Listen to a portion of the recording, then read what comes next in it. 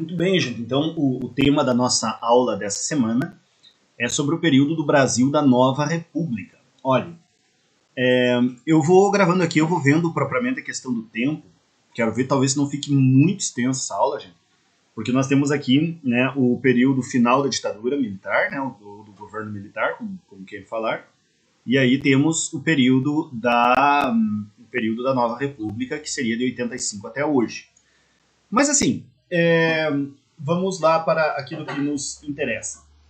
Pessoal, esse período então, gente, do Brasil, conhecido como Nova República, é o período mais recente que nós temos dentro da nossa história política. E ele começa propriamente, né, esse processo de mudança, ele ocorre a partir propriamente a partir de quando vai ser decretado no Brasil, vamos dizer assim, uma abertura política. Né? Essa abertura política ela se dá nos dois últimos governos militares, né, do general Ernesto Geisel e também do João Batista de Oliveira Figueiredo.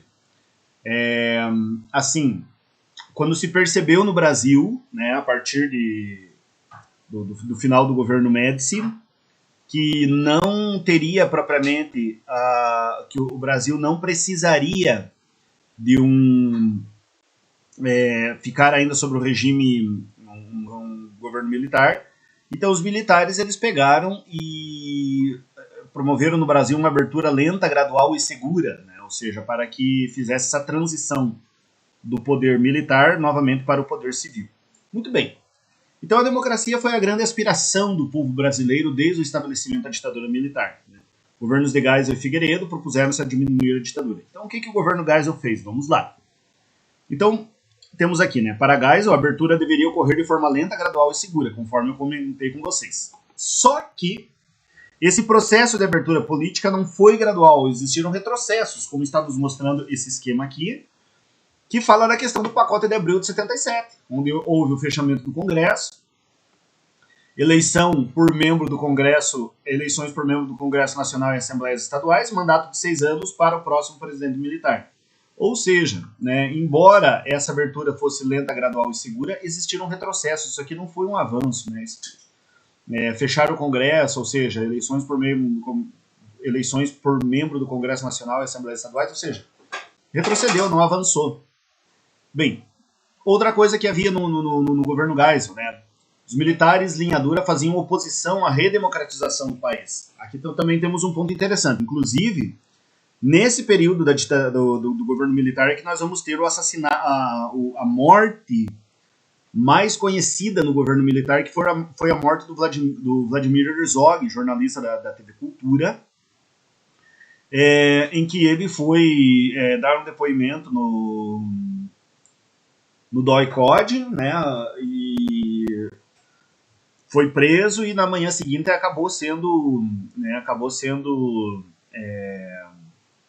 foi encontrado enforcado, né? Então embora fosse um período de abertura lenta, gradual e segura, ou seja, essa pessoa, a morte do Vladimir Herzog, assim, foi vamos dizer, um banho de água fria nessa ideia, né? Porque demonstrava justamente isso, né? Que havia uma ala militar que era justamente contrária. Nós vamos ter um ponto extremamente importante aqui, que vai ser a revogação do AI-5 em 1978, estabelecendo a liberdade e extinguindo a censura, ok? Embora fosse aqui uma censura parcial, ok? Não foi extinguindo totalmente a censura, né? Foi parcialmente. Né? Nós temos vários exemplos ainda de músicos nessa época que, por exemplo, não podiam cantar as letras de suas músicas, como, por exemplo, Raul Seixas, né? Que pegaram o Raul Seixas algumas vezes e no caso, prenderam ele e bateram nele. Bem, vamos para frente. O governo Figueiredo. O que ocorre de importante no governo Figueiredo?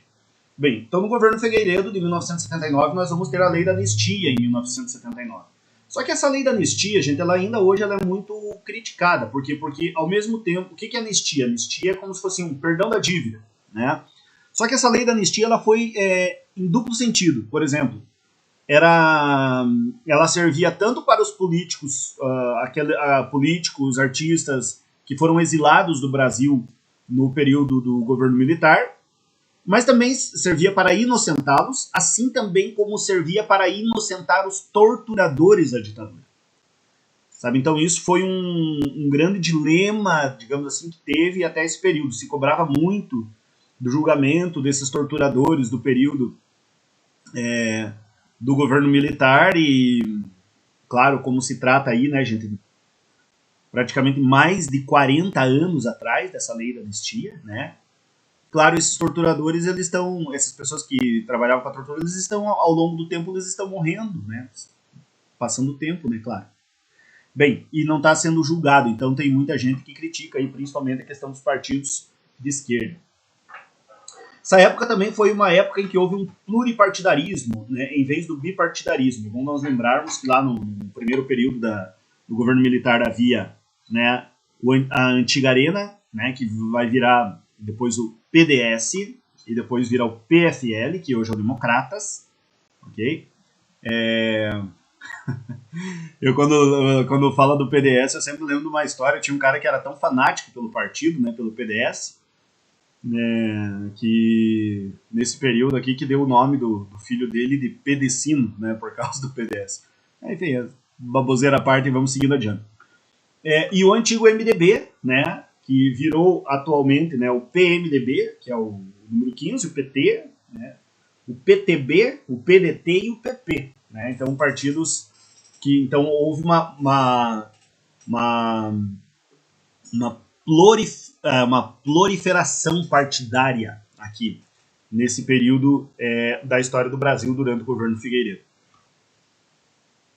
E os grupos ligados à ditadura reagiram à abertura política com assassinatos e agressões. Né? Por exemplo, a questão do atentado no Rio Centro, que foi bastante conhecido ali no começo da década de 80.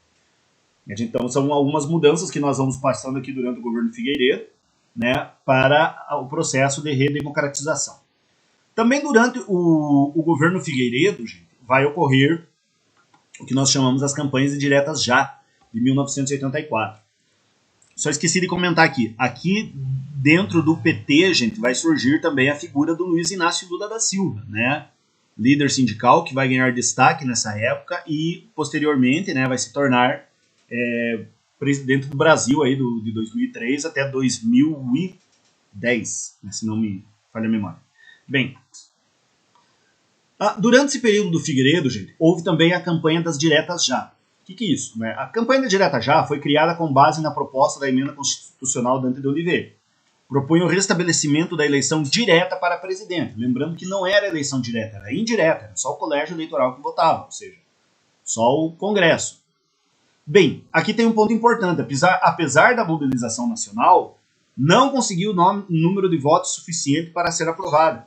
Então, assim, quando foi eleito o Tancredo Neves, que tinha como vice José Sarney, que era o candidato da oposição ao governo militar, o que ocorreu, gente? Ocorreu que eles foram eleitos, no caso, para o cargo da presidência, mas eles não foram eleitos pela população, eles foram eleitos pelo colégio eleitoral, ok? Então aqui foi eleito pelo colégio eleitoral, não pela população, ok? Então, embora a gente marque o período do fim do governo militar como 1985, é porque não foi eleito um presidente militar, mas sim foi eleito um presidente civil após o mandato de 5 presidentes militares. Okay? Outra coisa, né, ocorreu esse movimento em diversas cidades brasileiras. Então não foi, claro, em um local só, principalmente nas capitais. Teve grande adesão dos jovens, né, que queriam participar, e foi simbólica por representar a união da população em torno do objetivo nacional, que era o que? A votação das eleições, né, a volta das eleições, desculpe, né, não votação das eleições não, mas a volta das eleições. Bem, essa eleição presidencial indireta, de 85, conforme eu comentei com vocês, né, concorriam ao cargo, né, o Tancredo Neves e o Paulo Maluf, né, o famoso Paulo Maluf, né.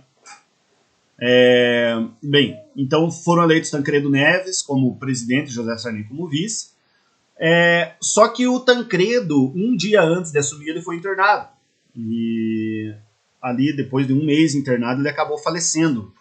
Então o Sarney acaba assumindo a presidência, né, a presidência do Brasil, sem ter prometido nada, né?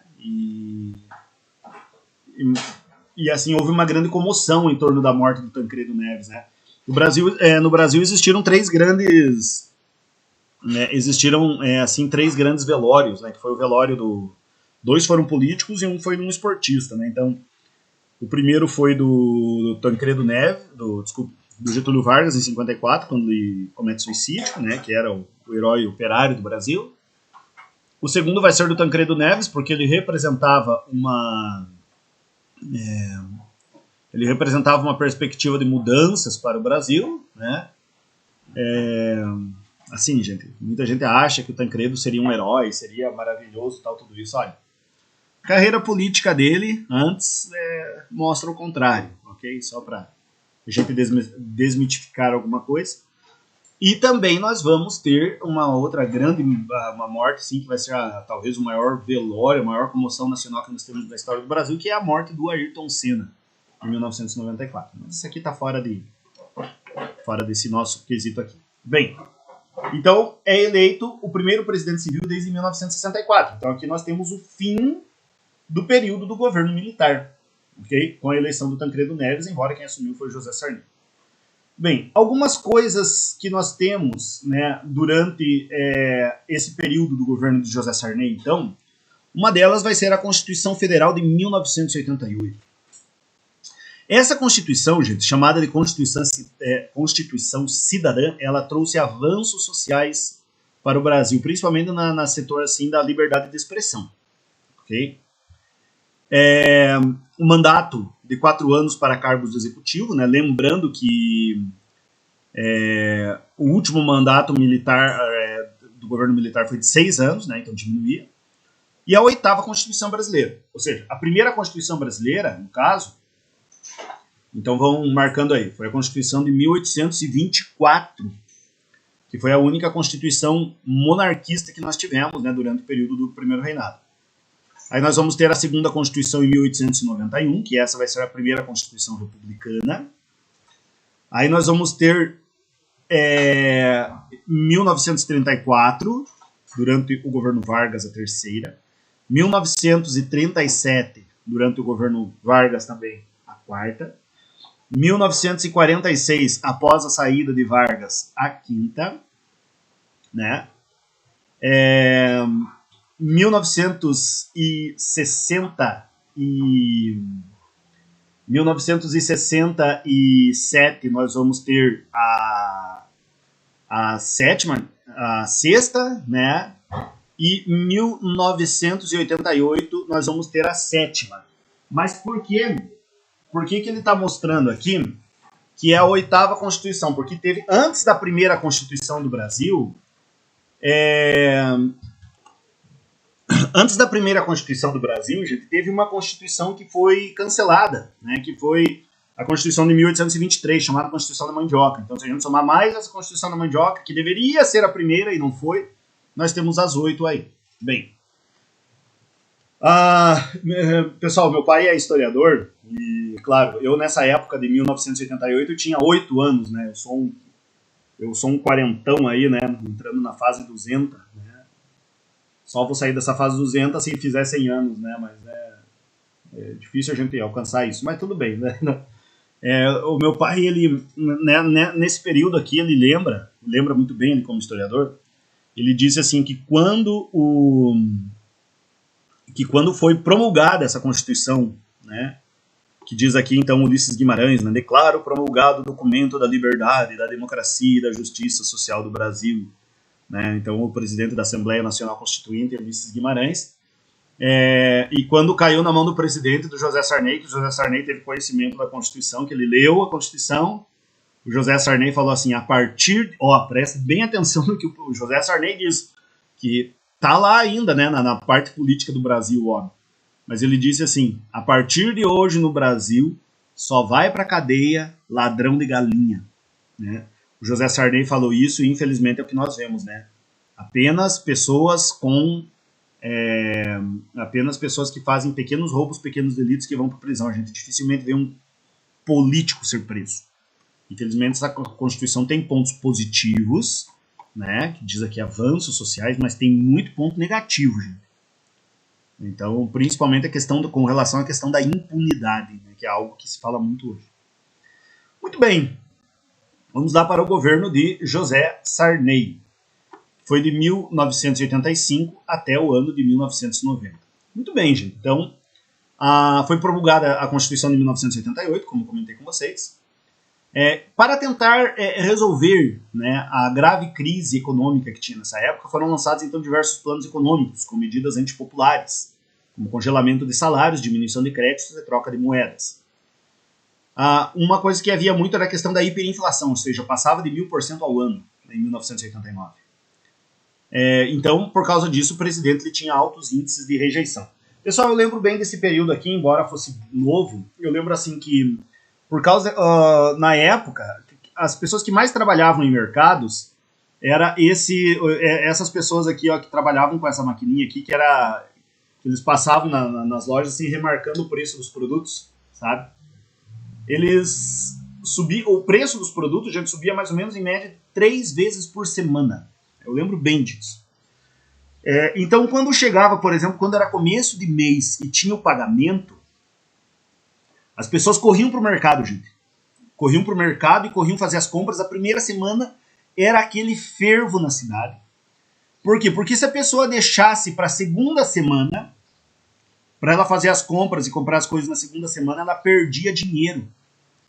Como assim perdia dinheiro? Por causa da desvalorização. Ou seja, aquele dinheiro que ela ganhava uma semana antes, se ela deixasse para comprar uma semana depois, a pessoa compraria menos utensílios.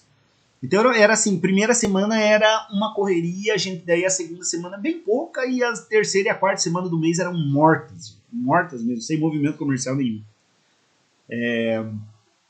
Então essa época da inflação era uma época terrível, gente, terrível mesmo.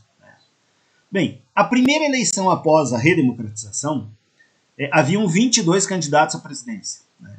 Entre eles estavam, né, Fernando Collor, que acabou ganhando, né, Luiz Inácio Lula da Silva, Leonel Brizola, Ulisses Guimarães, Mário Covas, e tinha alguns candidatos assim bem, vamos dizer assim, bem estranhos, né? Tinha o Dr. Enéas, que hoje faz um pouco de sucesso nas redes sociais, tinha um chamado Marronzinho, né? Tinha o Afif, e assim por diante. Tinha, então, umas figuras bem curiosas ali. Bem, quem vai acabar... o segundo turno vai ocorrer entre Collor e Lula, né? E o Collor foi eleito presidente com forte apelo populista, né? O presidente mais jovem eleito na história do Brasil, com 40 anos naquela época, tinha o Collor, né? Hoje ele já está aí com seus 70. Né? Mas ele tinha 40 anos na época, assim... Ele saía a fazer caminhadas e corridas junto com sua esposa em Alagoas, porque ele era de Alagoas, do partido do PRN. Né? O PRN é o Democratas hoje, o 25. Né? E ele saía a fazer suas corridas e cumprimentava o povo. Enfim, uma campanha populista. O caçador de marajás dizia que ia acabar com os marajás no Brasil, ou seja, aquelas pessoas que trabalham no governo e ganham sem trabalhar, e foi um fiasqueiro, né, o governo dele. Bem, então, durante o governo Collor, o que vai ocorrer no Brasil? O governo Collor, então, ele vai ter ele vai implantar no Brasil, vai ser de 90 a 92, veja que é só, né, pouco tempo, né, 3 anos, né, contando assim, 90, 91, 92, ok? Nesse sentido. 3 anos incompletos, né? Ele implantou o Plano Brasil Novo, né, mais conhecido como Plano Collor, que envolvia nova troca de moeda, confisco de depósitos, congelamento de salário e limites de crédito. Gente, isso aqui deu um problema na época que vocês não têm ideia. Principalmente isso aqui, ó, né? Confisco de depósitos bancários e limite de crédito. Ou seja, por quê? Porque você, de um tempo em diante, gente, a pessoa, ela não poderia, no caso, ela não poderia sacar dinheiro da poupança ou de qualquer conta bancária. O dinheiro ficava trancado. E o governo falou assim, olha, nós vamos fazer isso né? Nós vamos ir por 18 meses, ou seja, 1 ano e meio. Então, por 1 ano e meio, as pessoas não podem tirar dinheiro de suas contas bancárias, quem tinha acima de um determinado valor, que eu não me recordo agora, e depois o governo vai entregar com juros e correções. Vocês acham que isso aconteceu? Claro que não, né? Vindo do governo, né? E aí, gente, por exemplo, uma pessoa que tinha dinheiro para comprar um carro zero, podia comprar um carro usado, né? E bem usado, por sinal, longe de ser um carro zero. Né? A questão da desvalorização, perdeu mais da metade do valor, né? Mais ou menos perdeu em torno de 60% dos valores, daí para mais. Então as pessoas ficaram extremamente revoltadas com isso. O governo falou que iria fazer desse dinheiro para pagar a dívida externa do Brasil, tal, e realmente deu um sério problema no Brasil nessa época. E aí as pessoas foram às ruas, né? Então o movimento dos jovens caras pintados, eles foram à rua. Aconteceu ainda nesse período, ainda quando estava esse período do Plano Collor, ocorreu que o irmão do presidente denunciou o presidente, uma série de irregularidades que haviam. Aí vai ser nessa época que vão começar as CPIs, né? As comissões parlamentares de inquérito. Então, por exemplo, tinha um personagem lá que fazia o tesoureiro da campanha de Collor, o PC Farias, passa a ser extremamente investigado. As investigações caem sobre o Collor, ou seja, desvios absurdos de dinheiro. Tinha um deputado chamado João Alves, que a riqueza dele, gente, equivalia a mais de 200 vezes ele ter ganhado na loteria, né? E ele teve a cara de pau de dizer assim que Deus ajudou ele e ele ganhou dinheiro, né? Bem, em resumo, todos esses escândalos de corrupção vão levar, no caso, o presidente Fernando Collor de Mello a ser cassado, né? Ele teve seus direitos políticos cassados, a população pediu o seu impeachment e ele renunciou antes do impeachment, né, em 29 de dezembro de 1992, ou seja, quase 3 anos, né? Quase 3 anos, não foram 3 anos completos, mas foram quase 3 anos de mandato. Então, a partir daí, seu vice, Itamar Franco, assumiu a presidência, né? Mas ninguém gosta que mexa na poupança, né, gente? Né? Piazada aí, o que vocês fariam se o governo mexesse na sua poupança? Você ficaria feliz? Sim ou não? Né? Então, para você pensar. Vamos continuar. Ali, de neoliberalismo no Brasil, governo Itamar Franco.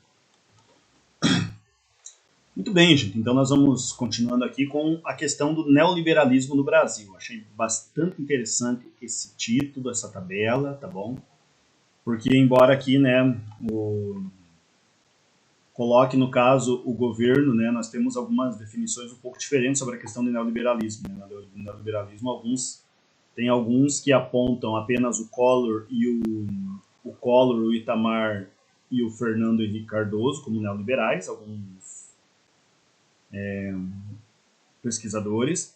Outros apontam o Fernando Henrique Cardoso, o Lula e a Dilma como governos já mais de tendência de esquerda, ok? E aqui ele coloca tudo como sendo neoliberal. Muito bem, gente, vamos lá. Então, algumas coisas importantes que existiram nesses governos. Né? Então, em 1993, foi realizado um plebiscito, né, diz ali, para a escolha entre monarquia e república, presidencialismo e parlamentarismo no Brasil. Ganhou a república e ganhou o presidencialismo, né, ou seja, como forma de governo. Acho isso nem tão importante assim, tá bom? Vamos seguir adiante. Em 1994, então, foi implantado no Brasil o Plano Real, que estabilizou a nova moeda, o real, e controlou a inflação. Isso foi um ponto importante na história do Brasil. A moeda que nós temos hoje, o real, então ela é de 1994, e assim o grande mérito do real foi o que, gente? Foi justamente a questão da estabilidade monetária, ok? É bastante importante isso para a questão da história do país. Ou seja, aquelas corridas que eu falei para vocês que tinham na primeira e segunda semana do mês, né, por causa da questão do pagamento, do mercado e tal, tudo isso acaba, né, no Brasil. Bem, então, porque quem elaborou esse plano real foi, então, o ministro da Fazenda da época, que hoje é chamado ministro da Economia, ministro da Fazenda, o Fernando Henrique Cardoso, ele que elaborou o plano, ele acabou sendo eleito presidente da República em 1994. Bem, então o FHC, né, como é conhecido, ele governou por 2 mandatos. Ele realizou no Brasil, então, uma reforma tributária com base na Lei de Responsabilidade Fiscal, que nós temos até hoje. né? Fez mudanças na legislação trabalhista, incluindo o novo cálculo da aposentadoria, ou seja, sempre jogando esse cálculo para cima, né? Eu acho curioso isso, né? Porque, por exemplo, o pessoal tava batendo no Temer esses tempos, que o Temer ele se aposentou com 55 anos, né? E os jornalistas estão falando, mas como que se quer que os brasileiros se aposentem com 65 se você se aposentou com 55, quando se falava da reforma previdenciária, né? E o Fernando Henrique Cardoso se aposentou com 37 anos, veja. Então ele jogou lá para cima, mas ele se safou antes, né? Ou seja, serve para os outros, para mim não, né? Infelizmente muitos políticos no Brasil são assim. Abriu espaço para iniciativa privada com a quebra de monopólios estatais, né? Como questão do petróleo, telefonia, energia, e os processos de privatização de empresas nacionais. Início do neoliberalismo no Brasil. Então aqui, gente, nós vamos ter, esse vai ser um ponto assim que vai pesar de forma negativa para o governo Fernando Henrique Cardoso. Por quê, gente? Porque a questão da venda da venda das empresas do governo é um fator ruim, é um fator bom? Gente, eu antes era radicalmente contra a privatização, né? Não que eu seja totalmente a favor agora também, sabe? Mas, infelizmente, muitas dessas empresas do governo, elas têm sido usadas para quê? Para ser desvio de dinheiro. Né? Infelizmente, como aconteceu com a Petrobras no governo Lula e Dilma, e não só no governo Lula e Dilma, no governo Fernando Henrique, no governo Itamar, no governo Collor, no governo Sarney e assim por diante, indo para trás, sabe? Então, infelizmente, essas empresas estatais, muitas vezes, elas servem como lavagem de dinheiro. O que o Fernando Henrique Cardoso fez? O problema do Fernando Henrique Cardoso foi o seguinte, ele falou que ele venderia, no caso, essas empresas estrangeiras, aliás, essas empresas do governo, com a desculpa de pagar a dívida externa do Brasil. Só que o problema foi o seguinte, ele vendeu as empresas e a dívida externa aumentou. Então, para onde foi esse dinheiro? Sabe? Gente, mais de 100 bilhões de dólares desviados, para não falar um palavrão aqui. Sabe? Então, é extremamente triste isso, né? Ou seja, a justificativa era boa, mas na prática não chegou a ocorrer. Bem, ele conseguiu manter a estabilidade econômica do Brasil, menos na crise de 97, 98, que foi né, a crise dos tigres asiáticos, que afetou o Brasil, né, e conseguiu atrair investidores para o Brasil por causa da questão da estabilidade da moeda também. Bem, após o mandato do Fernando Henrique Cardoso, vai entrar no poder no Brasil, né, Luiz Inácio Lula da Silva, né, que vai governar de 2003 a 2011. A primeira vez na história do mundo, gente, que um operário se torna presidente da República, ok? Então o PT ele conseguiu fazer duas coisas interessantes no Brasil, colocar o primeiro operário como presidente e colocar a primeira mulher como a presidente do Brasil, né? Ou seja, a primeira mulher foi pelo PT e o primeiro operário pelo PT. Primeiro operário da história mundial, volto a frisar isso. Bem, Lula governou por 2 mandatos. Então ele deu continuidade a programas do governo anterior, ampliando-os. Por exemplo, o pessoal fala muito da questão hoje do Bolsa Família. O que é o Bolsa Família? O Bolsa Família é assim, gente. Durante o governo do Fernando Henrique Cardoso, havia vários programas sociais, mas todos pequenos. Tudo uma quantidade pequena, assim, por exemplo, tinha o Vale Gás, tinha o Bolsa Escola, tinha o Bolsa não sei o que, o Bolsa não sei o que lá. O que o Lula fez? O Lula pegou todos esses programas do governo FHC, colocou tudo num pacote só e mudou o nome. Isso é o Bolsa Família, ok? Aí, claro, teve um grande apoio popular com isso, né? Firmou a aliança política, né, e econômica dos países da América Latina. Aliás, a liderança política, desculpe, né? Ou seja, o Lula passa serviço na América Latina como, né, um dos grandes representantes, né? Inclusive porque vários governos de esquerda tiveram na América Latina durante esse período, né? Bolívia, Venezuela, Argentina. Então, o Lula se destacava, no caso, porque governava a nação mais rica da América Latina, né, da América do Sul. Promoveu a implantação de programas sociais, né, conforme eu já comentei com vocês. Estreitou relações do Brasil com outros líderes latino-americanos, né, conforme eu já comentei com vocês. E também várias pessoas ligadas ao partido foram condenadas por corrupção. Aqui que começa o problema, né, da questão do governo do Luiz Inácio Lula da Silva. Né? Foi os altos índices de corrupção. Não só durante o governo dele, né, gente, mas durante o governo dele e durante o governo de Dilma Rousseff. Né? Porque o governo de Dilma Rousseff é praticamente uma continuidade do governo Lula. É o mesmo partido político, mesma ideologia. E assim, gente, você lembra que eu comentei com vocês, né, somando aqui no caso esses dois governos, né, Lula e Dilma, eu comentei com vocês que no governo do FHC, aqui tá aqui em cima, durante o governo FHC, sabe-se que foram desviados mais de 100 bilhões de dólares.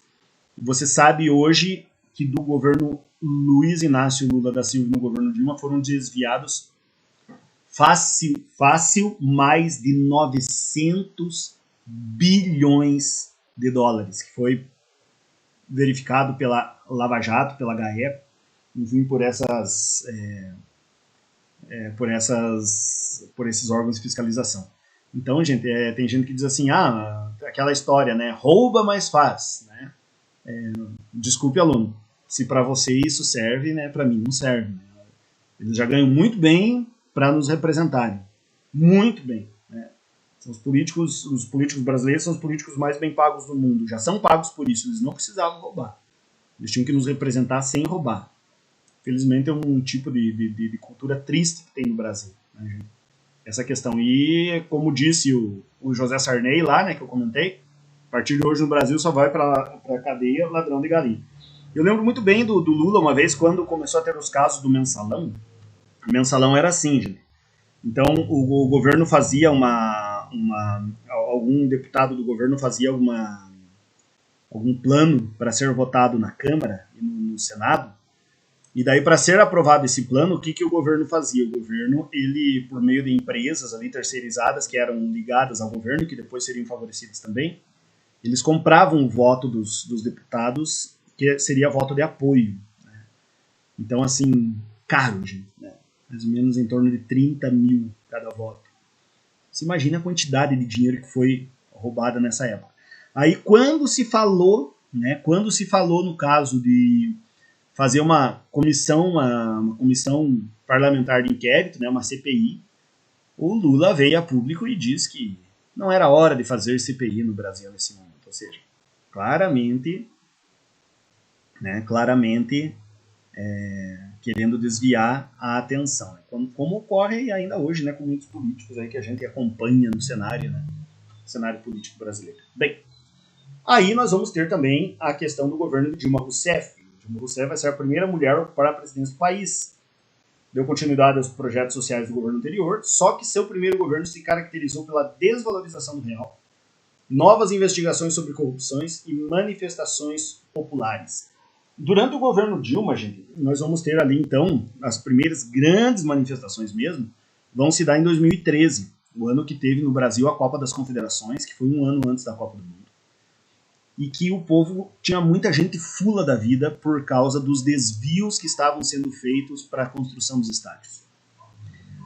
Então, assim, gente, a Copa do Mundo do Brasil, né, ela foi um horror de gastos. As Olimpíadas no Rio de Janeiro, em 2016, também durante o governo Dilma, um horror de gastos, né, gente. Então, assim, o Brasil conseguiu nessa época, o Brasil trouxe, né, a Copa do Mundo mais uma vez para cá, o Brasil trouxe as Olimpíadas pela primeira vez no hemisfério sul do mundo, né, que foi feito no Rio de Janeiro. Mas assim, gente, né, o preço muito alto. Né, o preço a ser pago por isso foi muito alto, muito desvio, muita licitação milionária, coisas assim absurdas, né, que foram feitas. Fora a questão das investigações sobre corrupção que continuaram aparecendo, né, e escancarando cada vez mais, né, o governo petista como um partido extremamente corrupto, né, gente? Então, um partido extremamente corrupto, né? Não temos nem no caso, que discutir sobre isso. Bem, durante o seu novo mandato, né, em 2015, ano de aprofundamento da crise econômica, ela foi afastada do poder por um processo de impeachment, né? Então o Michel Temer assumiu o poder, completou, né, 2016, 2017, e aí, a partir de A partir, no caso de 2018, até 2018 e em 2019, nós tivemos, a partir de 2018, então entra no poder, se não me engano, 2018, 2019, entra Jair Bolsonaro, que é o quadro que a gente tem hoje, ok? Mas assim, né, infelizmente nós temos o grande histórico que nós temos no período da nova república no Brasil é o histórico de corrupção, gente, infelizmente. Bem, cultura e sociedade brasileira nos anos 80, né, vamos aqui meio já acabando, porque estamos nos aproximando dos 40 minutos de aula, é muito tempo, né, gente? Nós vamos ter então a questão do fim da censura. Então, a partir disso, programas de televisão passaram a fazer críticas à sociedade, à política e à economia. Né? E as produções artísticas que contestavam a ditadura militar ganharam projeções. Né? Então, nós temos isso, né? Principalmente encabeçadas aí no Brasil pela Rede Globo de televisão, que traz, no caso, esses programas, séries, novelas, tal, tudo isso, e meio que virou uma referência no Brasil. Né? Diga-se de passagem, né, uma referência negativa no Brasil. Ou seja, o Brasil, a TV brasileira, ela é considerada em muitos países de primeiro mundo, e quem tem TV a cabo sabe disso, ela é considerada uma TV pornográfica, né? Porque o que incita a questão do sexo, tal, tudo isso, vai contra a moral judaico-cristã abertamente, né? Então, infelizmente, um canal desse, ele está, no caso, tem sido o grande representante vamos dizer assim, da liberdade de expressão no país.